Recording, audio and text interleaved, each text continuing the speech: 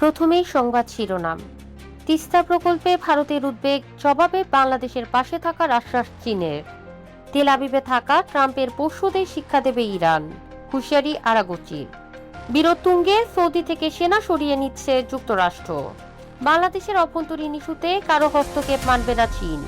Iran বিষয়ে ভুল সিদ্ধান্ত নেয়ার পরিণতি হবে ভয়াবহ। শুনছিলেন সংবাদ শিরোনাম, এখন জানাবো বিস্তারিত। তিস্তা নদী ব্যবস্থাপনা ও পুনরুদ্ধার প্রকল্পে বাংলাদেশের সঙ্গে সহযোগিতা অব্যাহত রাখার প্রতিশ্রুতি পুনর্ব্যক্ত করেছে চীন। চীনের রাজধানী বেইজিং এ এক সংবাদ সম্মেলনে চীনের পররাষ্ট্র মন্ত্রণালয়ের মুখপাত্র গুয়ো জিয়াকুন ভারতের উদ্বেগের বিষয়ে প্রশ্নের জবাবে বলেন, বাংলাদেশ চীন সহযোগিতা কোনো তৃতীয় পক্ষকে লক্ষ্য করে নয় এবং এটি তৃতীয় পক্ষের প্রভাব মুক্ত থাকা উচিত। খবর ভারতীয় গণমাধ্যম এনডিটিভির।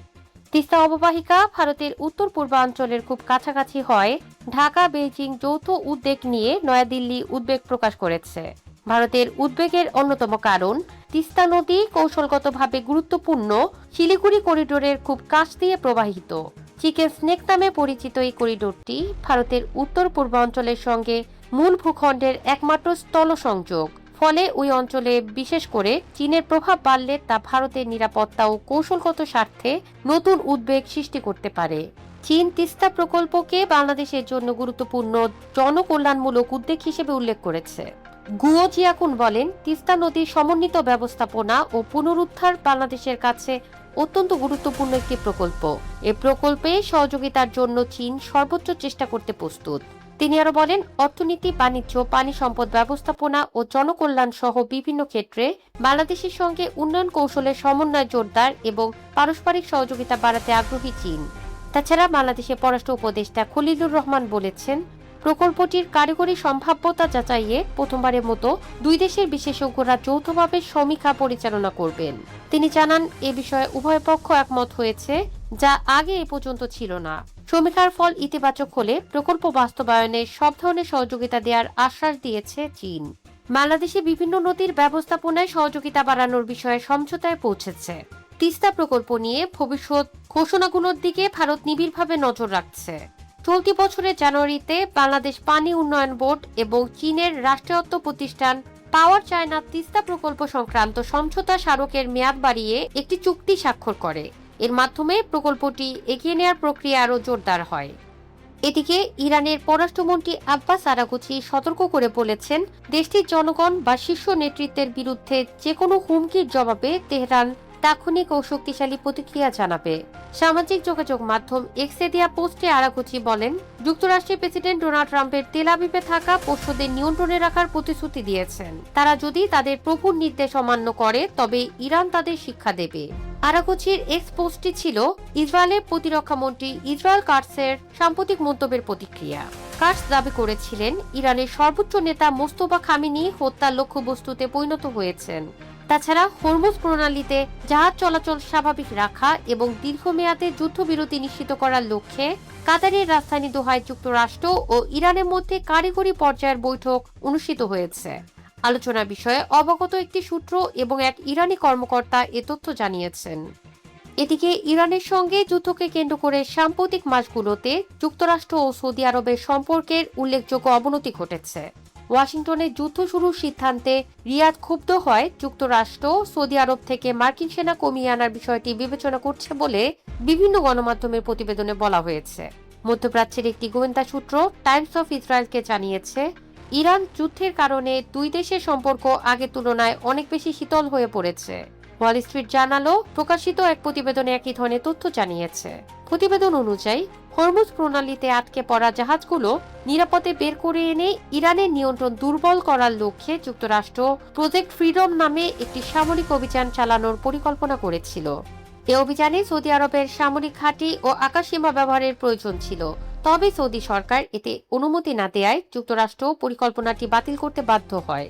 সে সময় মার্কিন প্রেসিডেন্ট ডোনাল্ড ট্রাম্প বলেছিলেন, ইরানের সঙ্গে আলোচনায় অগ্রগতি হয় 2 দিনেরও কম সময়ের মধ্যে তিনি প্রজেক্ট ফ্রিডম বাতিলের সিদ্ধান্ত নেন। ওয়াল স্ট্রিট জার্নাল জানিয়েছে, সৌদি আরবের এই সিদ্ধান্তে ক্ষুব্ধ হয়ে হোয়াইট হাউস রিয়াদের কাছে ক্ষেপণাস্ত্র প্রতিরোধী ইন্টারসেপ্টর সরবরাহ স্থগিত রাখার হুমকি দেয়। সৌদি আরব এসব ইন্টারসেপ্টর ব্যবহার করে ইরানের ক্ষেপণাস্ত্র ও ড্রোন ভূপাতিত করছিল। মার্কিন কর্মকর্তাদের বরাতে প্রতিবেদনে আরো বলা হয়, যুক্তরাষ্ট্র এখন সৌদি আরবে তাদের সামরিক উপস্থিতি কমিয়ে আনার বিষয়টি বিবেচনা করছে। গত সপ্তাহে মার্কিন পররাষ্ট্রমন্ত্রী মার্কো রুবিও উপসাগরীয় অঞ্চল সফরে সংযুক্ত আরব আমিরাত, কুয়েত ও বাহরাইন গেলেও সৌদি আরব সফর করেননি। রিয়াদ এটিকে কূটনৈতিক অবজ্ঞা হিসেবে দেখছে বলে প্রতিবেদনে উল্লেখ করা হয়। এর এক সপ্তাহ আগে সৌদি যুবরাজ মোহাম্মদ বিন সালমান ফ্রান্সে অনুষ্ঠিত G7 সম্মেলনে অংশ নেওয়ার আমন্ত্রণ প্রত্যাখ্যান করেন। ওই সম্মেলনে প্রেসিডেন্ট ট্রাম্প উপস্থিত ছিলেন। বিষয়টি ইরান যুদ্ধ পরিচালনায় ওয়াশিংটনের ভূমিকার প্রতি সৌদি অসন্তোষের বহিঃপ্রকাশ ছিল বলে সংশ্লিষ্ট সূত্রটি জানিয়েছে। প্রতিবেদন বলছে, যুদ্ধ শুরুর আগে সৌদি আরব ট্রাম্প প্রশাসনকে সামরিক অভিযান থেকে বিরত থাকার আহ্বান জানিয়েছিল। রিয়াদের আকাঙ্ক্ষা ছিল ইরানের সরকার উৎখাতের চেষ্টা সফল না হলে তেহরান হরমুজ প্রণালী বন্ধ করে দিতে পারে, যা পুরো অঞ্চলের স্থিতিশীলতা ও বৈশ্বিক অর্থনীতির জন্য বড় ঝুঁকি তৈরি করবে। তবে যুক্তরাষ্ট্র শেষ পর্যন্ত যুদ্ধ শুরু করলে সৌদি নেতৃত্বের মধ্যে এ ধারণা তৈরি হয় যে ট্রাম্প প্রশাসনের সঙ্গে ঘনিষ্ঠ সম্পর্ক গড়ে তোলার পরও মার্কিন নীতি নির্ধারণে তাদের প্রভাব খুবই সীমিত। যুদ্ধ শুরুর পর প্রথমে অনীহা থাকলেও সৌদি আরব সহ কয়েকটি উপসাগরীয় দেশ যুক্তরাষ্ট্রকে তাদের সামরিক ঘাঁটি ব্যবহার করতে দেয়, কারণ ইরানের পাল্টা হামলায় বড় চাপ তাদেরই মোকাবেলা করতে হচ্ছিল। প্রতিবেদন অনুযায়ী সৌদি আরবও ইরানের ড্রোন ও ক্ষেপণাস্ত্র স্থাপনাগুলোতে কয়েকটি হামলা চালায়। এর জবাবে ইরান সৌদি আরবের জ্বালানি স্থাপনা সহ বিভিন্ন স্থাপনায় হামলা চালায়। এরপর যুদ্ধের উত্তেজনা কমাতে কূটনৈতিক সমাধানের পক্ষে জোরালো অবস্থান নেয় রিয়াদ। বিশেষ করে ইরানের বিরুদ্ধে সংযুক্ত আরব আমিরাতের ধারাবাহিক হামলা নিয়ে সৌদি আরব উদ্বেগ প্রকাশ করে। তাদের আশঙ্কা ছিল এতে আঞ্চলিক জ্বালানি অবকাঠামো আরো বেশি ঝুঁকির মুখে পড়বে। রিয়াদ চেয়েছিল যুক্তরাষ্ট্র যেন আমিরাতকে হামলা বন্ধ করে কূটনৈতিক উদ্যোগে যোগ দিতে চাপ দেয়। প্রতিবেদনে আরো বলা হয়, গত এক বছরে সৌদি আরব ও সংযুক্ত আরব আমিরাতের মধ্যে যে টানাপোড়েন তৈরি হয়েছে, ইরান ইস্যু তা আরো বাড়িয়ে দিয়েছে। গত এপ্রিলে আমিরাত সৌদি নেতৃত্বাধীন ওপেক জোট থেকে সরে যায়। যুদ্ধ চলার সময় সৌদি আরব যুক্তরাষ্ট্রকে ইরানের বন্দর অবরোধ তুলে নেওয়ারও অনুরোধ জানায়। তবে সমঝোতা না হওয়া পর্যন্ত প্রেসিডেন্ট ট্রাম্প এতে রাজি হননি। পরে দুই পক্ষের মধ্যে একটি সমঝোতা স্মারক স্বাক্ষরিত হয়।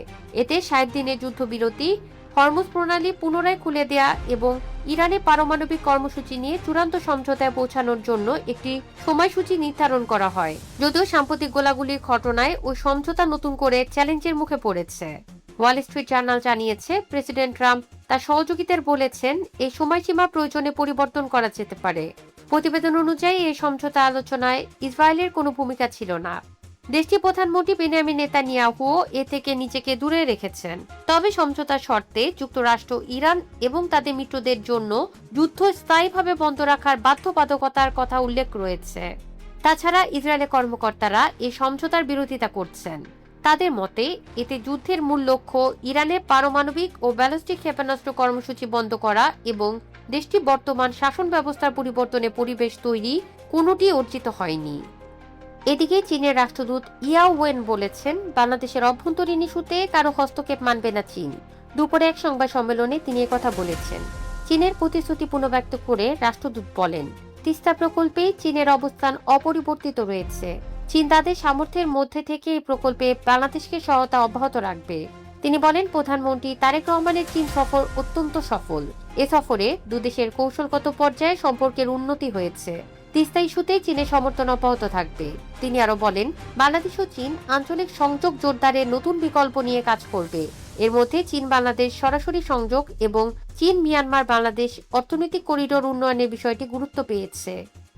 এদিকে যে কোনো হামলার কঠোর প্রতিশোধ নেয়ার হুঁশিয়ারি দিয়েছেন ইরানের খাতামাল আম্বিয়া সেন্ট্রাল কমান্ডের প্রধান মেজর জেনারেল আলী আব্দুল্লাহি।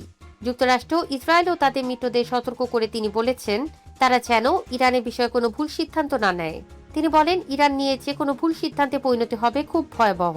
সাবেক সর্বোচ্চ নেতা আয়াতুল্লাহ আলী খামেনির জানাজা উপলক্ষে দেয়া এক বার্তায় তিনি বলেন, খামেনির নেতৃত্বে ক্ষেপণাস্ত্র ও ড্রোন প্রযুক্তির উন্নয়ন, বৈজ্ঞানিক অগ্রগতি এবং জাতীয় নিরাপত্তা জোরদারের মাধ্যমে ইরানের প্রতিরক্ষা সক্ষমতা অনেক শক্তিশালী হয়েছে।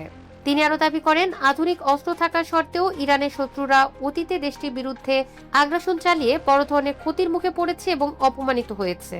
এতে জাতীয় ঐক্য বিশ্বের সামনে তুলে ধরা যাবে। তিনি বলেন, সাবেক নেতার প্রতি প্রকৃত শ্রদ্ধা জানাতে হলে তার দেখানো পথ অনুসরণ করতে হবে। তিনি বলেছেন, ইরানের সশস্ত্র বাহিনী দেশের স্বাধীনতা, নিরাপত্তা ও ভৌগোলিক অখণ্ডতা রক্ষায় পুরোপুরি প্রস্তুত রয়েছে। পাশাপাশি তিনি নতুন সর্বোচ্চ নেতা মোস্তফা খামেনির প্রতি পূর্ণ আনুগত্য প্রকাশ করেন।